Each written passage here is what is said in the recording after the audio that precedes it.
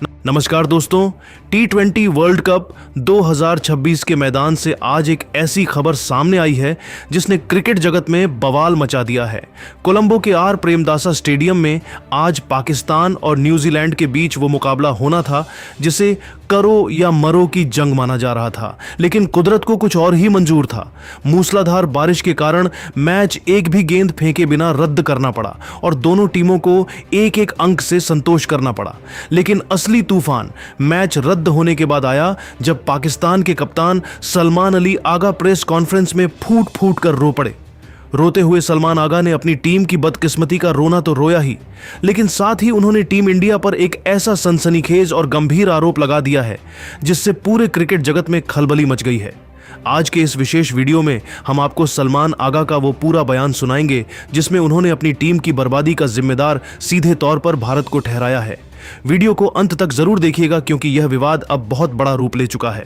कोलंबो में आज सुबह से ही बादलों का डेरा था, लेकिन किसी को अंदाजा नहीं था कि पाकिस्तान का भाग्य इस तरह बादलों में छिप जाएगा। पाकिस्तान के लिए यह मैच जीतना सुपर 8 की रेस में बने रहने के लिए बेहद जरूरी था।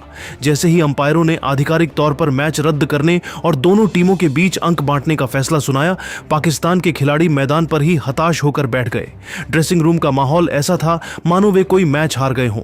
मैच के आधिकारिक तौर पर रद्द होने की घोषणा के बाद जब पाकिस्तान के कप्तान Salman Ali Agha post match press conference के लिए मीडिया के सामने आए तो वहां का मंजर बेहद भावुक और तनावपूर्ण था। उनके चेहरे पर छाई मायूसी और लाल सुर्ख आंखें इस बात की गवाही दे रही थीं कि वे अंदर से पूरी तरह टूट चुके हैं। जैसे ही पहले पत्रकार ने मैच रद्द होने और अंकों के बंटवारे पर सवाल पूछा, सलमान आगा अपनी भावनाओं के सैलाब को रोक नहीं पाए। वे लाइव कैमरों के सामने ही अपने हाथ से चेहरा ढककर किसी छोटे बच्चे की तरह फूट फूट कर रोने लगे। स्टेडियम के प्रेस रूम में पसरी सन्नाटे भरी खामोशी के बीच उन्होंने रुंधे हुए गले और कांपती आवाज में कहना शुरू किया, आज मैं सिर्फ एक कप्तान के तौर पर नहीं बल्कि एक टूटे हुए इंसान के तौर पर बात कर रहा हूं। सच कहूं तो आज मेरा दिल खून के आंसू रो रहा है। हमने इस वर्ल्ड कप और खासकर इस बड़े मुकाबले के लिए पिछले कई महीनों से दिन रात एक कर दी थी। हमारी टीम मानसिक और शारीरिक रूप से इस जंग के लिए पूरी तरह तैयार थी। मैदान की परिस्थितियों को देखते हुए मुझे और मेरी पूरी टीम को यह 100% यकीन था कि अगर आज कुदरत ने हमें मौका दिया होता और यह मैच पूरा होता तो हम न्यूजीलैंड को आसानी से धूल चटा देते। हमारे पास वो शानदार लय थी, वो जीत का जज्बा था और हमारी योजनाएं बिल्कुल सटीक थीं। लेकिन अफसोस, इस बेरहम बारिश ने हमसे हमारी मेहनत का फल और हमारा सब कुछ छीन लिया।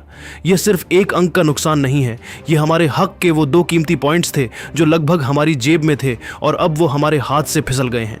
अब सुपर 8 की यह पूरी लड़ाई हमारे लिए इतनी ज्यादा पेचीदा और मुश्किल हो गई है कि हमारे वजूद पर और वर्ल्ड कप से बाहर होने की कगार पर पहुंचने की काली तलवार लटक रही है।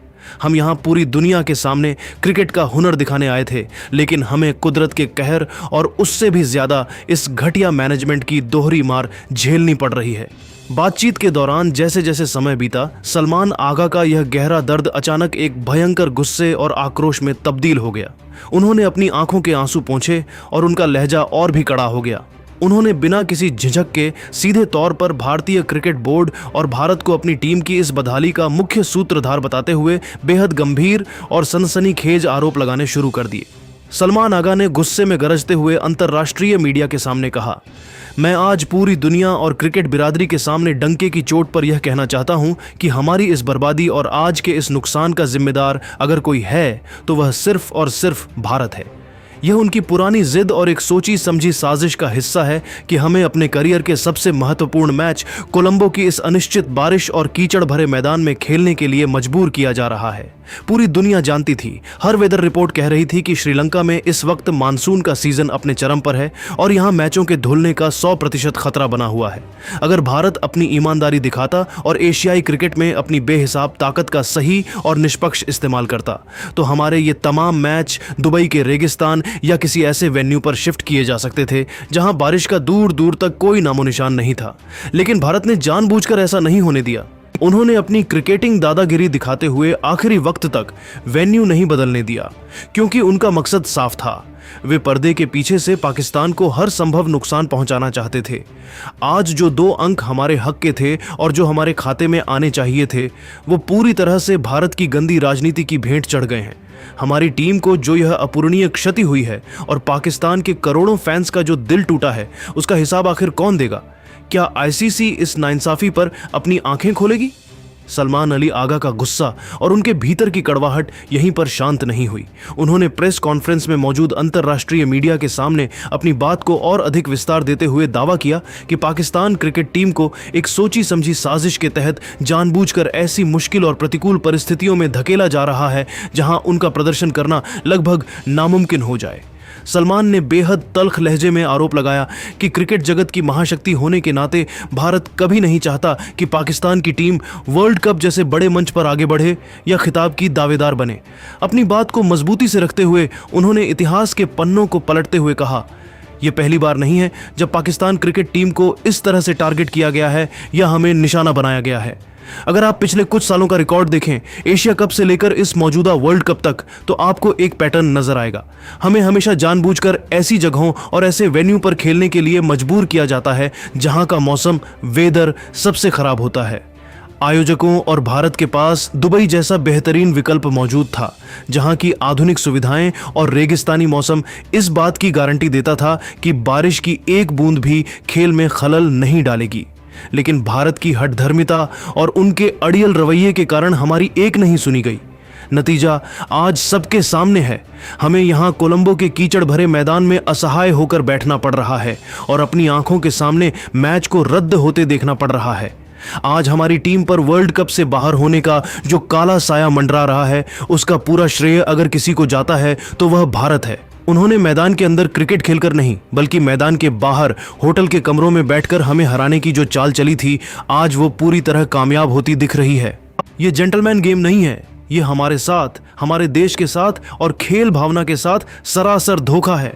सलमान आगा के इन तीखे शब्दों ने मानो पूरी दुनिया में एक भूचाल ला दिया है। पाकिस्तान के कप्तान का यह विवादित और सनसनीखेज बयान अब सोशल मीडिया के हर प्लेटफॉर्म पर जंगल की आग की तरह फैल चुका है। इंटरनेट पर एक बहुत बड़ी बहस छिड़ गई है। एक तरफ जहां पाकिस्तान के करोड़ों फैंस अपने कप्तान के इन बहते हुए आंसुओं और उनकी लाचारी को देखकर बेहद भावुक हैं और गुस्से में भारत को सोशल मीडिया पर कोस रहे हैं, वहीं दूसरी तरफ भारतीय क्रिकेट फैंस और दुनिया भर के नामी क्रिकेट विशेषज्ञों ने इस बयान की कड़ी आलोचना की है। भारतीय समर्थकों और विशेषज्ञों का तर्क बहुत स्पष्ट है कि किसी भी आईसीसी टूर्नामेंट में वेन्यू का अंतिम फैसला आईसीसी की टेक्निकल कमेटी और मेजबान बोर्ड का होता है, न कि किसी एक देश का।